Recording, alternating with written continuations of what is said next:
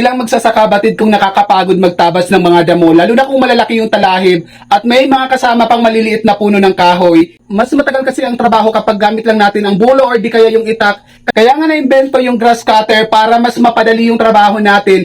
Hindi rin naman problema yung gasolina dahil mura mo lang naman mabibili to. Magkahiwalay na pala yung lagayan ng gasolina nito at saka yung 40 oil. Siya nga pala, kung ang hanap nyo po ay pangmalakasan, pangmalawakan na sakahan, mas rin-recommenda ko po sa inyo na mag 4-stroke engine na lang kayo. At ito po ay naka 52cc na. Meron kasi ibang grass cutter na 43cc lang. Ang nagustuhan ko dito kay Rembrandt, makapal yung blade nila at matalim. At complete set nyo na tong matatanggap. Meron na po itong shoulder strap. Ang gagawin nyo na lang po pagdating sa inyo, i-assemble nyo na lang po. Mayroon itong kasamang manual, pero dito sa amin hindi na kami nagtsatsagang mag-assemble ng ganito dahil may nag-a-assemble dito. Binabayaran lang namin at mura lang naman yung single niya. Kaya walang kahirap-hirap yung mga nag-o-order dito sa barangay namin.